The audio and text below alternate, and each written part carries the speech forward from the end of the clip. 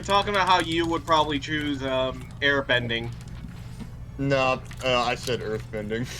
Oh. Yeah, I was gonna say, were you not there for the first conversation? Like, it was a while, it was some days ago, but we did talk about this.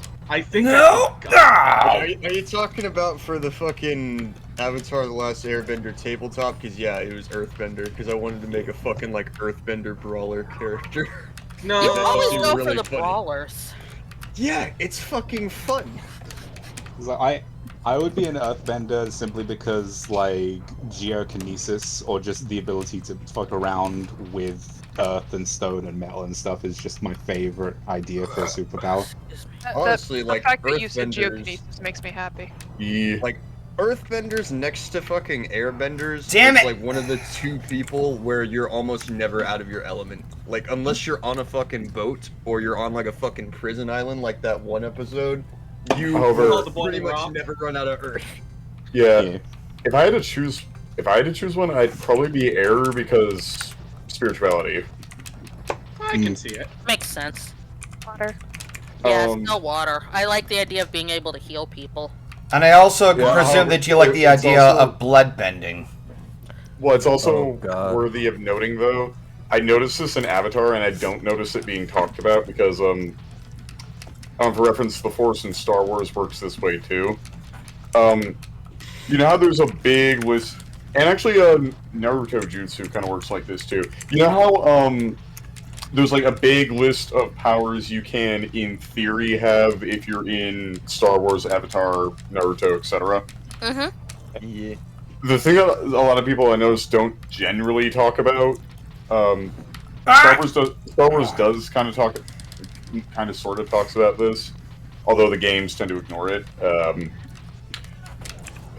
Because the power is available, it means that you can't essentially use all of them. Like for instance, with certain Jedi, it's not like you can actually learn every single like Force power. What odds are you can probably use basic telekinesis, and you probably have like one or two of the special ones if you're lucky. Jedi mind trick. Well, Jedi mind trick they could basically all use, but for instance, one of them was like battle meditation.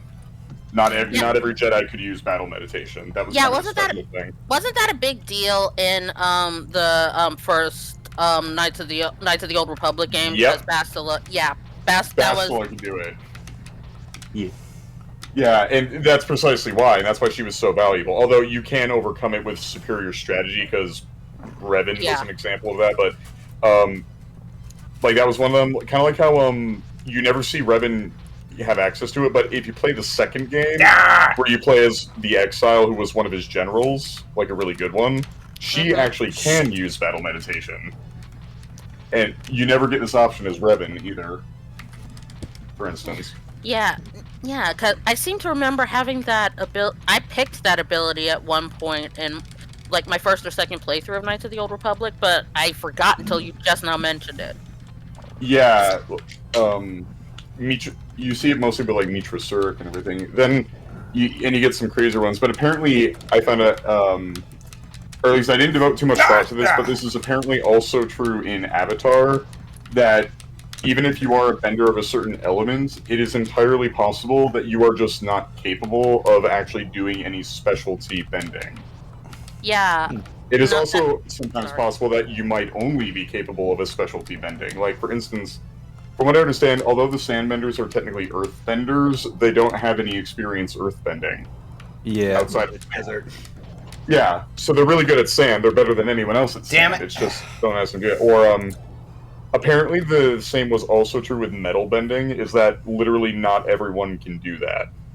It's more common than, like, something rare, like, say, apparently, again, every specialty bending, so even lightning isn't exactly, like, the most common thing. It's entirely possible if you were in Avatar, even if you became a bender, you might just be a vanilla bender. I mean, I get that, but let me dream. I want to heal people. Healing was more common though, unless you were from the Southern Water Tribe. But here's the thing: there were so few people in that tribe because they kept getting attacked. They weren't as well protected. So you are more likely statistically to be from the Northern Water Tribe, which did teach all their girls how to heal. Yeah. Although it Dream did take, reestablished. yeah, sure. It also did take a while, although however, I think the only reason that we're given exception, and admittedly this is kind of a part of Avatar that I thought was semi-bullshit, just because it's kind of it's a trope that I find kind of tiring, is, like, okay, there's, like, obviously they were putting it off, like, Aang, Sokka, Katara, they're all, like, effectively prodigies or special in a kind of way. They're either unnaturally gifted or talented, or one of them is the fucking Avatar. So, like... I mean... It could still be there, but, like, none of them represent, like, an average. They almost represent, if it was worse writing, almost, like, Jewish levels of special talent, especially if you're talking about kids fighting a professional army, which... Let's be real, if it were a realistic scene, they would just have died on the first encounter. Yeah. Ah, So we're looking at the examples of, like, blah blah blah. almost blah. like Jewishly special people, as opposed to, like, say, the average bender, which, again, you probably would have, again, it's one of those things like an RP where it's like, if you were really doing this, you probably wouldn't be the Lone Star badass bender who could somehow kick it with the main cast. You're probably going to get your ass kicked as much as the masked mooks in every episode. And probably about as easily. But like even like the like it even shows even children, very young children, learning the healing thing, going back to Ellie's primary point. Mm-hmm. Oh yeah, sure, but what I'm saying is, typically, like, that one is one that you can learn, or that is one of the ones that you can learn, although from what I understand it takes a lot, because you have to control someone's waterways. Right, Or at like least that was part of it. the only thing you wouldn't be able to do is you can't say, well, I don't want to use the term you can't, but you wouldn't be a bender who would suddenly be good at bloodbending. Like, you would probably never come across that. Yeah, although for the healing thing, though, it seems like if you want to use it the best, or to heal something hard, you need to have at least some kind of, like, water tribe training to do that properly, which I think would make sense. Because, like, if you want to heal, like, a minor injury, that kind of makes sense, but something deep, it's like, okay, I'm just gonna fuck about with the waterways in your body a real hot minute there. Hope you don't mind if I make your blood pump in reverse, that'll be cool. No. Yeah. I mean, honestly, that's a really efficient way to kill somebody. Okay, I'm just You gonna have to blood freeze the bend, blood but that's yeah. going to your head. You'd have to... Oh. Well, No, wait, no, there's no, another thing, no. too. Well, there is one thing, too. I don't think they can do that, for one reason. Water has a flow, and so does their martial art. It has no hard stops in it of any kind. Because that'd be antithetical to the element of water. What you would be able to do, however, is to cause an aneurysm, because that's literally a blood clot in the brain. Or actually a blood clot anyway.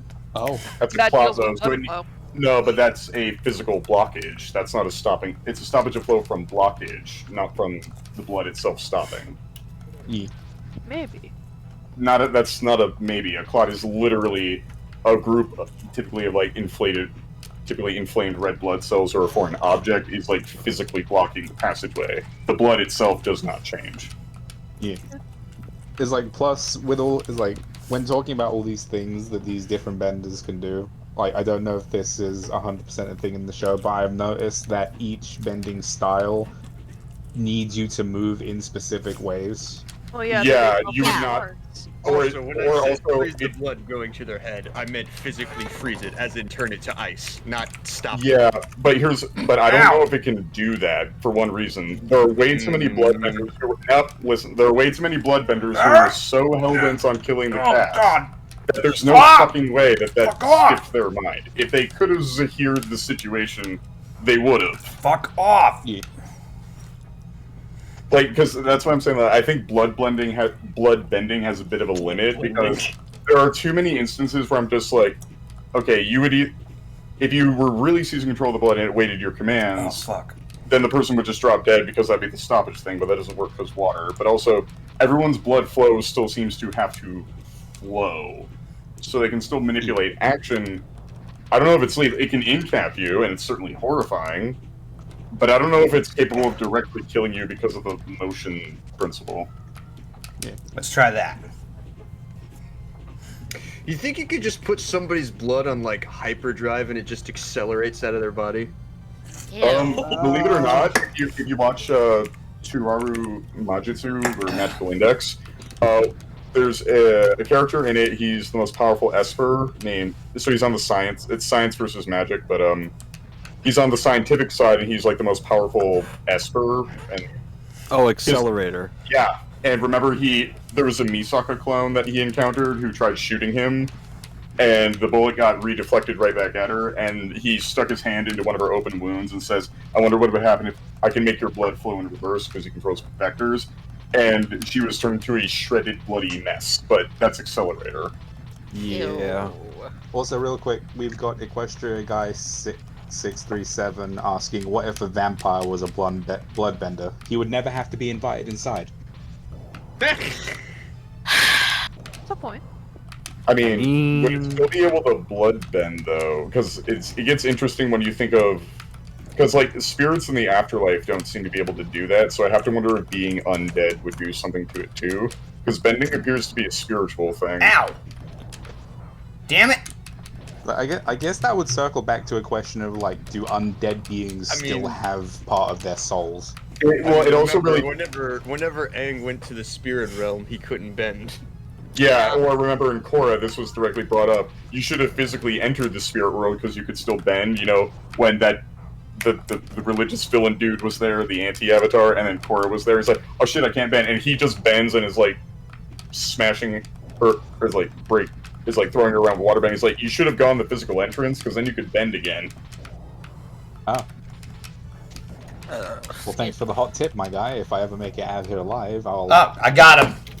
Oh, and he's dying off screen! Fucking got him. It would also depend if you brought in vampires, like, what does that mean for them in your magic system? Because, take Tuaru again. Vampires are, like, freakishly overpowered because, in theory, they never run out of mana or something. Then you got others where it's like, okay, they can do this, but not that. Or some that say, oh, because it's undead and you have to be vitally alive to be able to use this power, or you need, like, a life force, then maybe you can use something else, but you can't use this because you don't have a life force anymore. I have an interesting idea for a concept of what an avatar vampire would actually be like. I'm afraid. So picture this. No. It's a similar thing to a vampire. They're essentially an undead that needs to Wait, I know what it would be. To survive. No, wait, I know what it would be. I know what it would be. Because in China they have a vampire equivalent, but they're so fucking funny.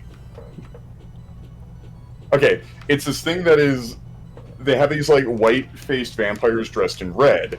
But the weird thing about them is that they have to bunny hop to you because they can't like move their legs or arms. There's something there is a horrifying thing about them, but the way that they advance on you is kind of silly. But if you want to know what an Asian vampire is, it's that, and Avatar is Asian inspired, so I would imagine if it was there, it'd be the bunny hop, like the Chinese bunny hop vampire. That sounds pretty Bunny hop vampire. That's funny. That does actually sound pretty funny, but like my concept would essentially be something like, instead of feeding on the blood, you're gonna inject Westernism into an Asian show. Well, no, like it would be as simple as like they can't bend on their own, but they can drain life force from others and bend temporarily with it until it runs out. Wouldn't that describe bending as that'd be a weird metaphor describing bending as an addiction. Whereas like it's a side effect that comes with feeding off of the life force of others, because you know it's a vampire, they need to constantly do it or they'll die probably.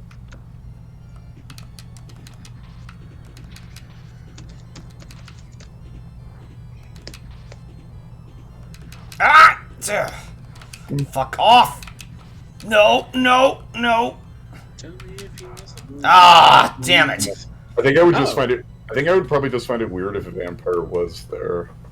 Yeah. It deals with spiritual stuff, but even I would kind of raise an eyebrow at the internal rules if suddenly it went into full-on like necromancy. Like, it's obvious.